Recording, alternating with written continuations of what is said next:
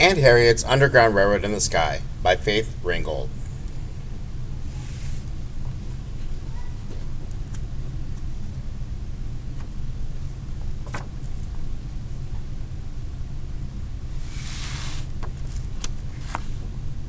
One day, my baby brother Bibi and I were flying among the stars.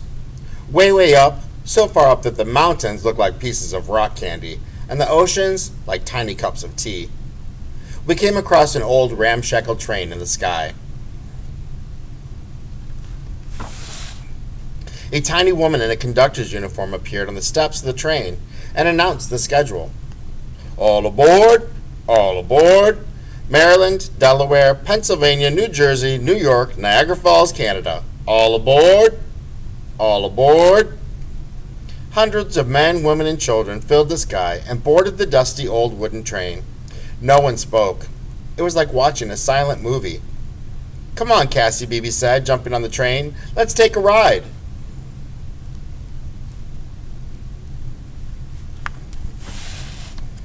Get off that train, Bibi. I'll tell Mommy and Daddy and you'll be in a world of trouble, I yelled. But the train quickly moved off through the sky and disappeared. All I could see now were flashing lights, sending a threatening message through the sea of clouds. Go free north or die, go free north or die, go free north or die. Bibi, come back! Mommy and Daddy will never forgive me for letting you go, I screamed. Then the woman conductor's voice came in a soft whisper in my ear. Hello, Cassie. I'm Harriet Tubman.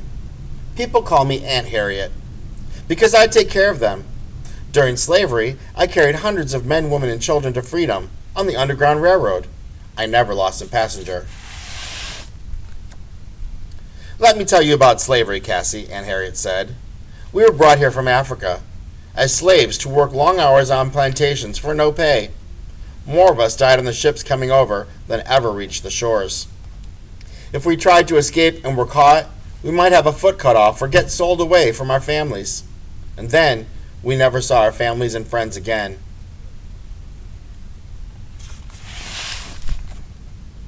A legal or church marriage was not allowed. So instead, a man and a woman would jump the broom. It was against the law for a slave to learn to read or write, or have a meeting, or even read the Bible. Every 100 years, that old train will follow the same route I traveled on the Underground Railroad so that we will never forget the cost of freedom. Sometimes the train is a wagon. Sometimes it's a hearse covered by flowers. Inside, a live slave hides in a coffin. You missed this train, Cassie, but you can always stop one stop behind. When we reach freedom in Canada, you will be reunited with Bibi. Cassie, you could fly, but being a slave will suck you to the ground like quicksand. You will have to walk many miles through the woods and waters on blistered feet, and there will be bounty hunters eager to collect the reward on your head. Follow the North Star. In daylight, look for moss growing under the side of the tree that faces north. Along the way, there will be Underground Railroad agents to give you a place to stay, clean clothes and food. But until you reach Canada, you are not safe. Go and don't turn back. And remember, if you are caught, you will be severely punished. First, you must escape the slave plantation. Tell no one. Wait until nightfall so you will not be seen. Then follow the trail through the woods to a gray farmhouse on the river. Your first night will be the hardest. Listen carefully to the song of the birds. When you are in danger, their song will become screams that only you can hear. Then you must stop and head in the opposite direction. When you lie down to rest, you will hear me singing the old spiritual. Go down, Moses, way down in Egypt land. Tell old Pharaoh, let my people go. Let me lullaby you to sleep. When I stop singing and you hear the birds scream, wake up and move on. I reached the great farmhouse on the river. I slept in the farmer's attic. It was dark and scary. Cobwebs hung from the ceiling like gray ghosts.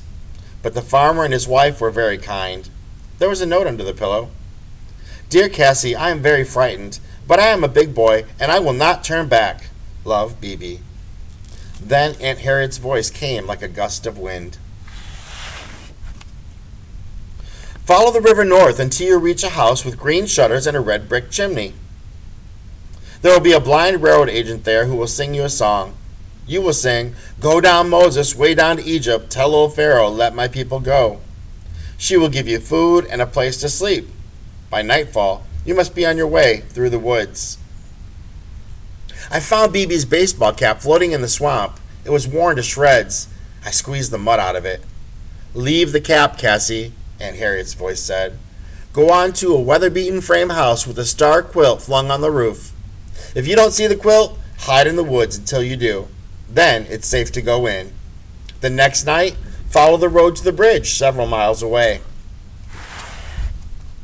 I traveled through the woods and swamps. It was cold, wet, and I was very hungry. But I could not turn back. When I reached the bridge, I hid in a graveyard on a hill, overlooking the river. It was there I found BB's toy soldiers and a set of his baseball cards, buried alongside the grave of a boy BB's age. I was too afraid to cry. I lay awake until I heard Aunt Harriet's voice. "Wait for a railroad agent disguised as a gravedigger. He will say, 'I bring you a ticket for the railroad.'" Now the tears came streaming down my face like rain. I would see BB soon. Soon. In a tiny yellow house on the edge of the city, a little girl my age gave me a ticket for the steam car and sewed a fake pass to freedom she had made on my undershirt. It read, "Cassie Louise Lightfoot, freeborn in New York." "Show that to anyone who tries to take you back to the slave's plantation," she said. I reached the back door of the shoemaker's house and I knocked 3 times. That night, I slept in a secret room behind a bookcase. BB had been there and left another note. "Dear Cassie, I have a new baby sister. She was born today. Her name is Freedom. Her mother got sick and went to heaven. She let me carry baby Freedom on my back. Love, BB." After a few days' rest, I started out again, with new shoes the shoemaker had made me. "Move on, Cassie," Aunt Harriet's voice told me. "You are very close to the border of the free state of Pennsylvania. Look for the letter P written on the rock facing north. But still, beware of hunters. They can kidnap you at any time. Until you reach Canada, you're not safe." In New York, a bookmaker hid me in a secret compartment he had built into his wagon. In a downpour of rain, he delivered me to a funeral parlor. There was a funeral going on, so no one noticed me. The undertaker gave me a withered rose BB had left, pressed in a book with a note. "Dear Cassie, we stayed at the house of a millionaire. He gave Aunt Harriet a bunch of money. We will never be hungry again. Love, BB." The undertaker gave me a fresh-cut rose, hid me in a coffin, and he took me to Niagara Falls. Now I was just over the bridge from Canada. Niagara Falls looked like a giant tea party with a billion cups of steaming hot tea being poured. The steam from the falls formed a soft blanket that lifted me up above the falls and across the bridge to Canada. I could fly! I was free!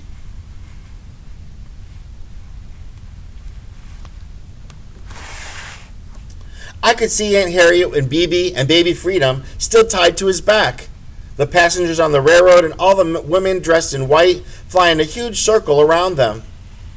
"We're free! We have shook the lion's paw," Aunt Harriet yelled in a voice that shot through the air like a bolt of lightning. "Go down, Moses," BB said, "and let my people go," the others sang out. I kissed BB over and over. I made him promise he'd never ever leave me again. "I love you, Cassie, but I had to go," BB said. "Freedom is more important than just staying together. And what's more, I got to ride on the Underground Railroad with Harriet Tubman. Now I know what our great-great-grandparents survived when they were children." That day there was a huge feast and a quilt celebrating the 100th anniversary of Harriet Tubman's first flight to freedom hung in the sky. People came to eat, dance, and sing praise to Aunt Harriet for taking us from slavery to freedom and for being the Moses of her people.